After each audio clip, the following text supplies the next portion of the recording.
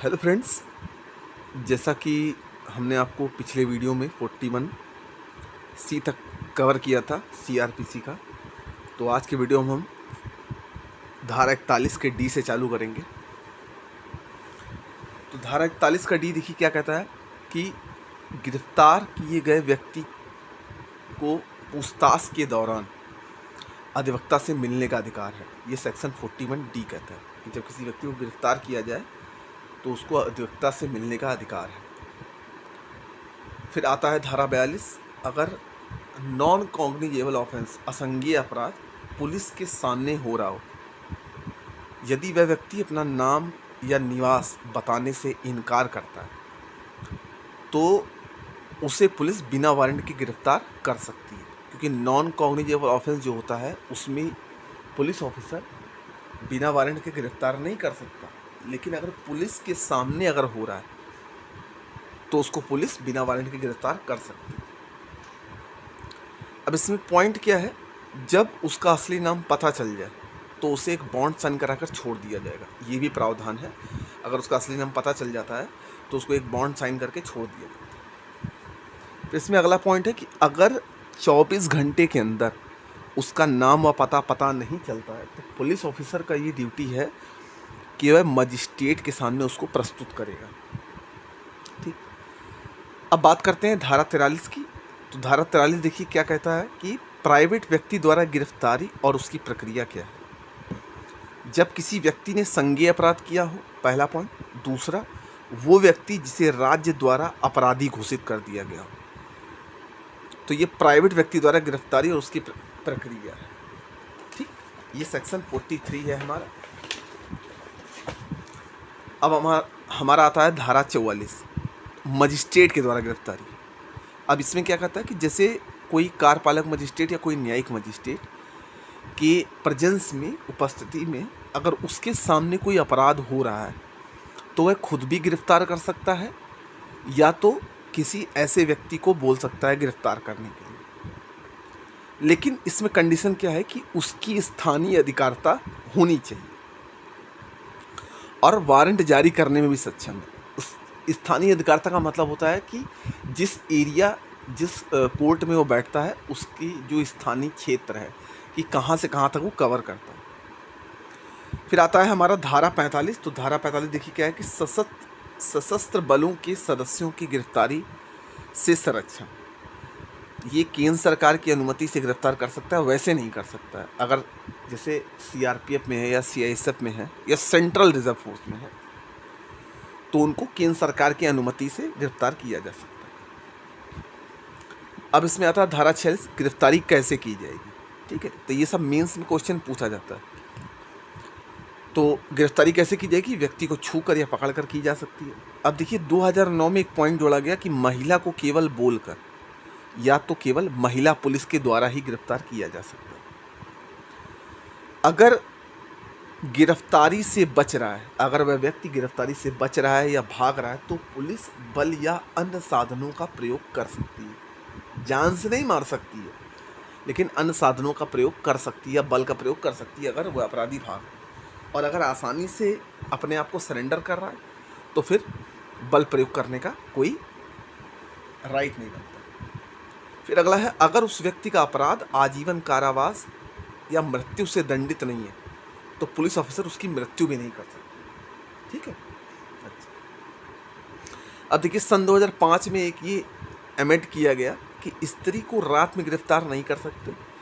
वैसे जैसे नॉर्मल पता होता है कि स्त्री को रात में गिरफ्तार नहीं किया जाता, लेकिन अगर प्रथम श्रेणी के न्यायिक मजिस्ट्रेट की आज्ञा मिल जाती है तो उसको गिरफ्तार कर सकते हैं। इसमें बहुत फेमस सा केस है, Christian women council versus Maharashtra. ठीक है, अगर फर्स्ट क्लास मजिस्ट्रेट की आज्ञा मिल जाती है तो उस स्त्री को गिरफ्तार किया जा सकता है। अब आता है इसमें धारा 47, क्या कहता है कि जिस व्यक्ति को अरेस्ट करना है उसके घर की तलाशी ली जा सकती है। धारा 48, अन्य अधिकारिताओं में अपराधी का पीछा करना, मतलब अपराधी का पीछा किया जा सकता है। 49, अनावश्यक अवरोध न करना, लेकिन अनावश्यक हम किसी को रुकावट नहीं कर सकते, सेक्शन 14। अब सेक्शन 50 क्या कहता है, कि गिरफ्तार किए गए व्यक्ति को गिरफ्तारी का आधार और जमानत के अधिकार की इत्तला दिया जाना जरूरी है। ये धारा 50 कहती है। मतलब पुलिस ऑफिसर जिस व्यक्ति को गिरफ्तार करती है तो उसकी गिरफ्तारी का आधार बताना होगा कि उसको किस जुर्म के बिना पर गिरफ्तार किया जा रहा है, और उसको जमानत के अधिकार की भी इत्तला दी जानी जरूरी है। ठीक है। अब देखिए सन 2005 में सेक्शन 50 का ए जो जोड़ा गया कि गिरफ्तार करने वाले व्यक्ति की गिरफ्तारी आदि के बारे में नामित व्यक्ति को जानकारी, मतलब जिस व्यक्ति को गिरफ्तार किया जा रहा है उससे उसका कोई मिलने वाला व्यक्ति है उसको बताना जरूरी है।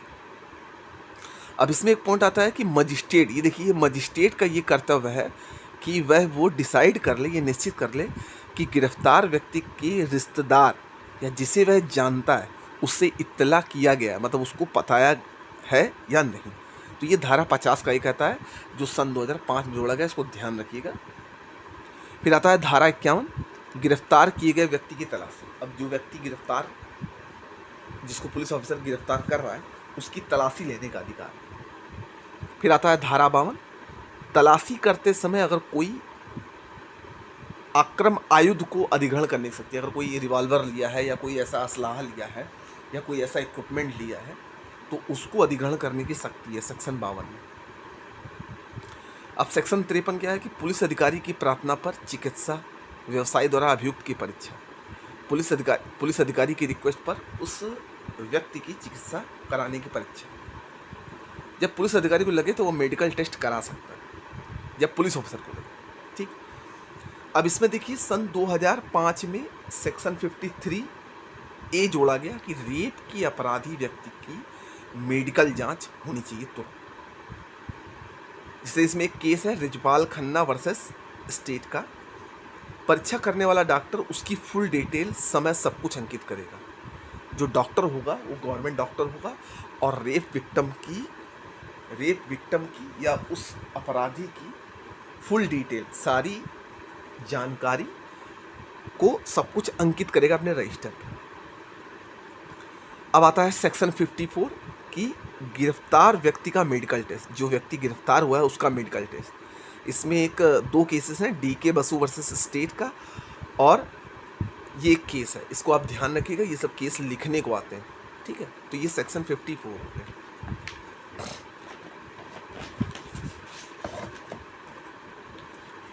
अब सेक्शन 54 का ए देखिए क्या है कि गिरफ्तार व्यक्ति की शिनाख्त शिनाख्त का मतलब हो गया कि उसकी शिनाख्त की जाए कि सच में ये व्यक्ति है कि नहीं।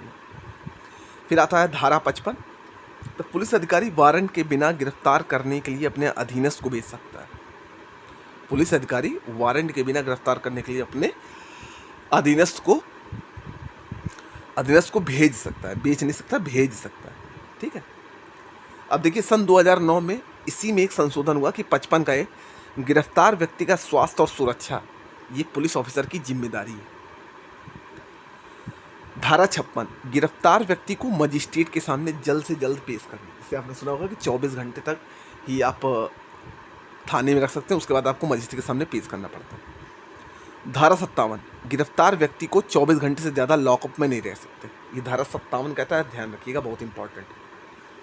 फिर आता है धारा 58, तो धारा 58 देखिए क्या है कि पुलिस के द्वारा गिरफ्तार व्यक्ति की रिपोर्ट DM या SDM को, जिस पुलिस ऑफिसर ने उस व्यक्ति को गिरफ्तार किया है उसकी रिपोर्ट डिस्ट्रिक्ट मजिस्ट्रेट या SDM को, सीनियर डिस्ट्रिक्ट मजिस्ट्रेट को देना जरूरी है।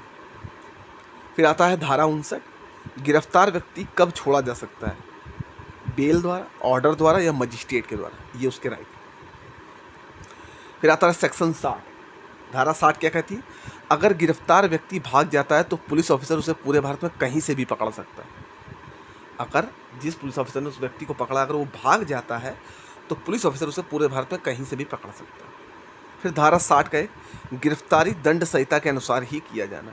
जो गिरफ्तारी होगी वो दंड संहिता मतलब भारतीय दंड प्रक्रिया संहिता के अनुसार ही होगी। अब इसमें देखिए आता है चैप्टर 6। तो चैप्टर 6 क्या है कि हाजिर होने को विवश करने के आदेश इस चैप्टर 6 में दिए गए। जैसे सबसे पहला है कि सेक्शन 61। अब सेक्शन 61 क्या है, समन। समन किस में था, 2KW में। ध्यान रखिए, समन की जो परिभाषा थी वो किस में थी? समन की जो परिभाषा थी, अगर हम इसको देखें तो समन की परिभाषा हमने आपको दिखाई थी किसमें? 2KW। देखिए, आप अगर दिख रहा हो तो 2KW में समन केस है, ये इसमें समन केस की परिभाषा दी गई है। तो धारा 61 क्या कहती है? समन का प्रारूप कैसा होना चाहिए? लिखित होना चाहिए, डुप्लीकेट हो सकता है, ऑफिसर के द्वारा हस्ताक्षरित होना चाहिए और न्यायालय की मुहर। ये 4 बातें उसमें होनी चाहिए। लिखित होगा, डुप्लीकेट कॉपी उसकी होगी और ऑफिसर के द्वारा हस्ताक्षरित होगा और न्यायालय की मुहर जरूर होगी। उसी को समन माना जाता है, ध्यान रखना, जो किसमें दिया है? धारा 61 के अंतर्गत दिया गया। अब धारा 62 क्या है कि समन की तामील कैसे की जाए? समन की तामील कैसे की जाए? तो सबसे पहला, पुलिस ऑफिसर के द्वारा या अदर अथॉरिटी से, जिसको अथॉरिटी दी गई है, या पब्लिक सर्वेंट के द्वारा। अब इसमें पॉइंट क्या आता है कि उस व्यक्ति को स्वयं देना जिसके नाम पर समन है। नंबर तीसरा, उसके हस्ताक्षर दूसरी प्रतिलिपि पर। अगर वो मिलता है तो उसके हस्ताक्षर दूसरी प्रतिलिपि पर जरूरी है। अब वो अगर नहीं मिलता है या ताला बंद रहता है तो क्या प्रोसीजर? उसका आगे प्रोसीजर है।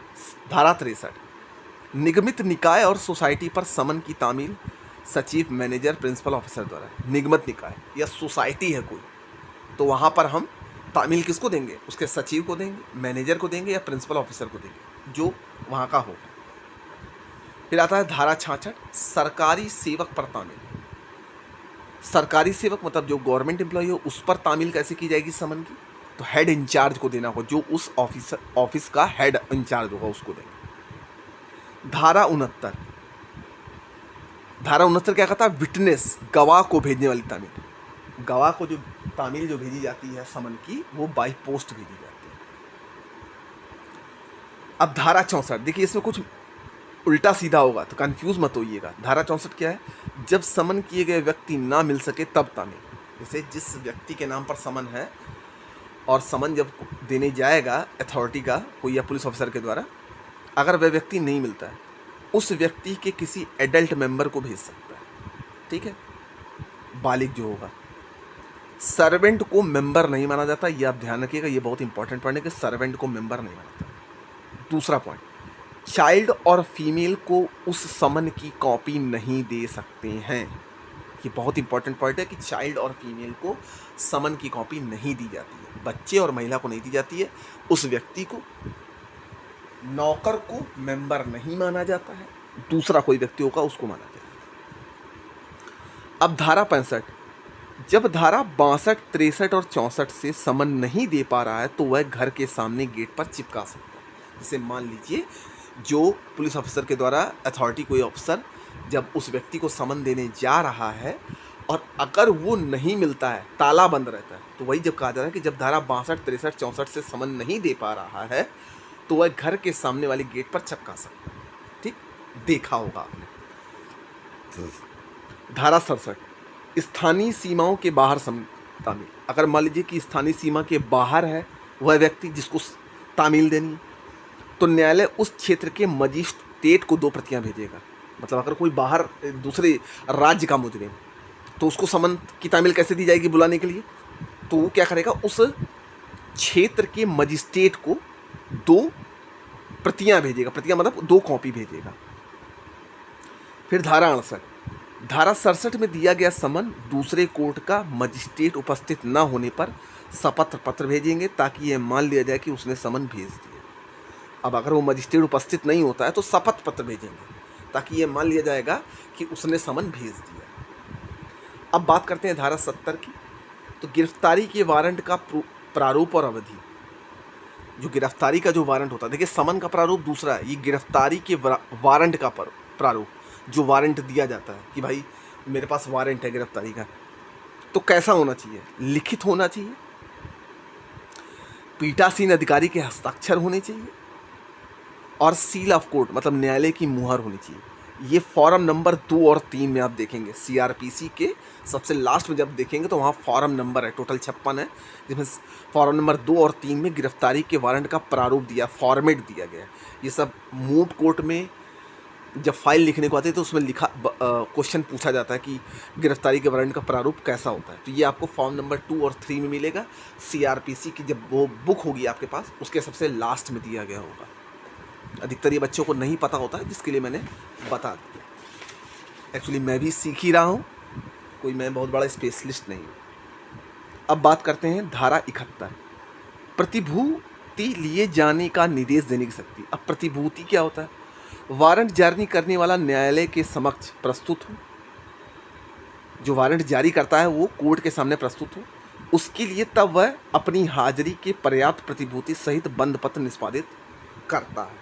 ठीक है, जो वारंट जारी करने वाला है वो न्यायालय के सामने प्रस्तुत होगा, उसके लिए तब अपनी हाजिरी के पर्याप्त प्रतिभूति सहित बंद पत्र निष्पादित करता है। अब देखिए प्रतिभुओं की संख्या का, ये प्रतिभूति क्या है, प्रतिभुओं की संख्या क्या है? अमाउंट, वह समय जब न्यायालय के समक्ष हाजिर होना है, कितनी अमाउंट है, न्यायालय के सामने कब हाजिर होना है। अमाउंट लेने के बाद वह अधिकारी जिसे वारंट निर्दिष्ट है बंद पत्र न्यायालय के पास भेज देगा, जिसको भेजना है वो न्यायालय के पास भेज देगा। अब सेक्शन 72 है कि वारंट किसको जारी होंगे। तो वारंट किसको जारी होंगे? एक या अधिक पुलिस अधिकारी को। दूसरा पॉइंट, अगर पुलिस ऑफिसर नहीं मिल सके तो न्यायालय किसी अन्य व्यक्ति को दे सकता है। कोर्ट किसको देगा? जो उससे छोटे पे, जैसे वो होते हैं कानून गो होते हैं, या जो स्टेनो जो होते हैं, उनको भी दिया जा सकता है। धारा 73, वारंट किसी भी व्यक्ति को निर्दिष्ट हो सकेंगे। वारंट 73 क्या है? पहले 72 में क्या है? वारंट किसको जारी होगा? 73 में वारंट किसी भी व्यक्ति को निर्दिष्ट होंगे। किसको? ऐसे अपराधी जो सिद्ध दोष, गिरफ्तारी से बच रहा है, उद्घोषित अपराधी मतलब जिसको राज्य ने घोषित कर दिया कि अपराधी है, अजामती अपराध वाले व्यक्ति को, सीजीएम या जुडिशियल मजिस्ट्रेट फर्स्ट क्लास स्थानीय अधिकारिता वाले किसी व्यक्ति को भेज सकते हैं, ऐसे अपराधियों के तहत। फिर आता है धारा 74, तो पुलिस अधिकारी का निर्दिष्ट वारंट। ये सेक्शन ध्यान रखिएगा, डिक्टो आता है कि पुलिस अधिकारी का निर्दिष्ट वारंट किस सेक्शन में। धारा 75, वारंट के सार की सूचना, वारंट का जो पूरा लिखित प्रोसीजर है उसकी सूचना। धारा 76, गिरफ्तार किए गए व्यक्ति का न्यायालय के समक्ष अविलंब लाया जाना। गिरफ्तार किए गए व्यक्ति को न्यायालय के समक्ष अविलंब लाया जाना बिना कोई देरी के, ये धारा 76 है। धारा 77, वारंट कहाँ निष्पादित किया जा सकता है? भारत के किसी भी स्थान पर वारंट निष्पादित किया जा सकता है। अब सेक्शन 78, अधिकारिता के बाहर निष्पादन के लिए भेजा गया वारंट, एग्जीक्यूटिव मजिस्ट्रेट और डीएसपी ये वारंट देगा। धारा 80, जिसके खिलाफ वारंट है उसे गिरफ्तार होने की प्रक्रिया, जब उस जिले से बाहर हो। जिसके खिलाफ वारंट है उसे गिरफ्तार होने के प्रोसीजर क्या है? जब वो जिले से बाहर। धारा 82, फरार व्यक्ति के लिए उद्घोषणा। अब जो व्यक्ति फरार है उसके लिए उद्घोषणा की जाती है कि 30 दिन के भीतर उपस्थित होने का आदेश दे। 30 दिन के भीतर उपस्थित होने का आदेश दिया जाता है कि आपको 30 दिन के अंदर कोर्ट में प्रेजेंट होना। तो सबसे पहले क्या करेगा? वारंट है अगर जिले से बाहर है। दूसरा क्या? 82 क्या है? फरार व्यक्ति के लिए उद्घोषणा है कोर्ट के द्वारा। 83 में क्या है? फरार व्यक्ति के संपत्ति कुर्की। अगर वो 30 दिन के भीतर उपस्थित नहीं होता है तो फिर क्या की जाती है? उसके संपत्ति की कुर्की की जाती है। 84, कुर्की के बारे में दावे एवं आपत्तियां 6 माह के भीतर। अब देखिए, जिस फरार व्यक्ति के संपत्ति की कुर्की की जाएगी उसको उस संपत्ति के दावे और आपत्तियां दोनों को 6 माह के भीतर लाना होगा। अब ऐसा नहीं है कि अब वो 30 दिन के भीतर नहीं आया तो तुरंत उसकी संपत्ति कुर्की की गई। तो पहले फरार व्यक्ति की संपत्ति की कुर्की का आदेश दिया जाएगा, और धारा 84 क्या कहती है कि कुर्की के बारे में दावे और आपत्तियाँ, मतलब वो संपत्ति उसकी है कि नहीं है, अगर है तो उसको कोई आपत्ति तो नहीं है, वो क्यों नहीं आ रहा है, कोई उसकी मजबूरी तो नहीं है, कोई प्रॉब्लम तो नहीं है, वो आके 6 महीने के भीतर उसको बताना पड़ेगा। फिर आता है धारा 50, कुर्की की गई संपत्ति का निमुक्त करना, विक्रय और वापस करना। रिटर्न ऑर्डर पुलिस को दे सकता है और न्यायालय के द्वारा समन डीएम, सीजीएम और ठीक है। तो ये 85 है, कुर्की की गई संपत्ति को निमुक्त करना, विक्रय और वापस करना। मतलब अगर वो प्रस्तुत हो जाता है और ये दावे और आपत्तियां कर देता है कि नहीं सर ऐसी ऐसी समस्या थी, तो उसकी संपत्ति को निमुक्त कर दिया जाएगा, और नहीं कर पाता है तो उसको विक्रय कर दिया जाएगा। अब 92 क्या है? पत्रों व तारों के संबंध में संबंध, पत्रों और तारों के संबंध में। 93 क्या है? तलाशी वारंट कब जारी किया? 93 से ता से 93 ता से तलाशी वारंट कब जारी किया जाता है? जब न्यायालय को ज्ञात हो कि किस व्यक्ति के कब्जे में। कौन कौन दे सकता है? Judicial magistrate first class, judicial magistrate second class. 93 से तलाशी वारंट कब जारी किया जा सकता है? 94 उस स्थान की तलाशी जिसमें चुराई हुई संपत्ति दस्तावेज होने का संदेह। कौन कौन दे सकता है?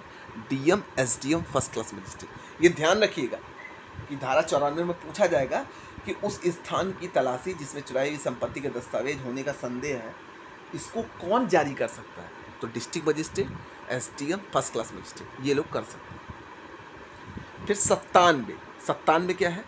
सदोष परिरोध व्यक्तियों के लिए तलाशी। सदोष परिरोध किससे मिलती जुलती है? बंदी प्रत्यक्षीकरण से मिलती जुलती है। ये आपने संविधान में सुना होगा।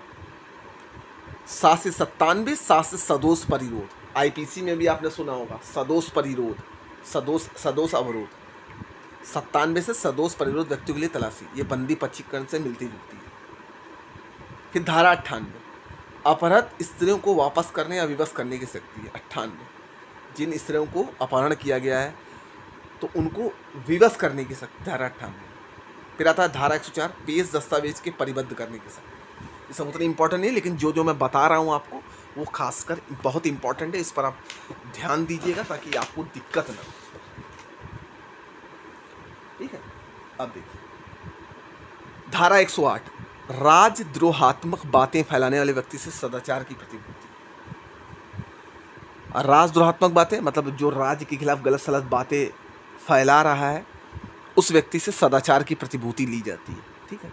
109, संदिग्ध व्यक्तियों से सदाचार के लिए प्रतिभूति। अब जो संदिग्ध व्यक्ति हैं उनसे सदाचार के लिए प्रतिभूति ली जाती है। अब ये प्रतिभूति कैसे ली जाती है? जैसे उनको कोर्ट बुलाया जाता है, जो संदिग्ध व्यक्ति हैं तो उनको ये कहा जाता है कि आपके ऊपर शक है तो आपको एक मतलब एक पैसा जमा करना होगा इतने टाइम के लिए। अगर आप इसके बीच कुछ करते हैं तो आपको गिरफ्तार भी किया जा सकता है, नहीं तो ये पैसा आपका लौटा दिया जाएगा। 116, इत्तला की जांच करना। 117, प्रतिभूति देने का आदेश। प्रतिभूति देने का आदेश। 123, प्रतिभूति देने में असफल व्यक्ति को कारावास से छोड़े जाने के निर्देश। प्रतिभूति देने में असफल, अब जो प्रतिभूति नहीं दे सकता है, असफल व्यक्ति है, उसको कारावास से छोड़े जाने के निर्देश दिए जाते हैं। ये प्रतिभूति का वही होता है कि अमाउंट जमा की जाती है। ठीक है, इसको कोई बहुत बड़ा आप तोप मत समझिए कि प्रतिभूति का मतलब क्या होता है। प्रतिभूति एक अमाउंट होता है जो कुछ समय के लिए जमा किया जाता है। अब ये संदिग्ध अपराधी भी होते हैं, संदिग्ध व्यक्ति होते हैं, या कुछ ऐसे व्यक्ति होते हैं जो राजद्रोहात्मक बातें फैलाते हैं, उनके कुछ कहने से हिंसा फैल सकती है। तो ऐसे व्यक्तियों के लिए कोर्ट में एक नियम बना है कि इन लोगों से प्रतिभूति तैयार की जाए। फिर देखिए चैप्टर 9 आता है। चैप्टर 9 मेंटेनेंस का है, 125 से 128। तो धारा 125, पत्नी एवं माता पिता के लिए भरण पोषण का आदेश है। ठीक है। 125 का एक, पत्नी कब भरण पोषण की मांग नहीं कर सकती। पत्नी कब भरण पोषण की मांग नहीं कर सकती? अगर मान लीजिए उसका हस्बैंड जो है वो बेरोजगार है या पत्नी खुद कमा सकती है तो वह भरण पोषण की मांग नहीं कर सकती। 126 में प्रोसीजर है, प्रक्रिया है। 127 में भत्ते में परिवर्तन है। भत्ते में परिवर्तन मतलब कोर्ट जो डिसाइड करता है उसमें वो परिवर्तन कर सकता है कि वो सक्षम है कि नहीं। ठीक। 129, सिविल बल द्वारा जमाओं को तितर-बितर करना। अब 129 क्या है? सिविल बल द्वारा जमाओं को तितर-बितर करना। ये धारा 129 कहती है। धारा 130, जमाओं को तितर-बितर करने के लिए सशस्त्र बल द्वारा, सेंट्रल रिजर्व फोर्स द्वारा। धारा 131, जमाओं को तितर-बितर करने के लिए सशस्त्र बलों को कुछ अधिकारी शक्ति दी गई है। धारा 131। फिर धारा 144, इसे आपने आईपीसी में सुना होगा।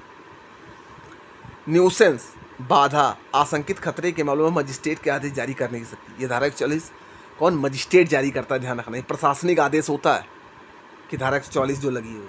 डीएम, एसडीएम राज्य द्वारा ये कर सकता है। जैसे इसमें बहुत फेमस केस था कर्नाटक राज्य वैसे प्रवीण भाई तोगड़िया, और राज्य सरकार 6 माह तक लगा सकती है। 144 का 4 है आईपीसी के तहत, जो आपने पढ़ा होगा। ठीक ठीक है। तो आज की वीडियो में हम धारा 144 तक रखते हैं। मैं ये उम्मीद कर सकता हूँ कि जिसने यहाँ तक वीडियो देखा होगा, अगर उसको कोई समस्या कोई परेशानी लगती है तो आप कमेंट कर सकते हैं। बाकी इच्छा आपकी है। अगर वीडियो जो पूरा देखता है उसको अगला वीडियो मिलता रहेगा। तब तक के लिए धन्यवाद।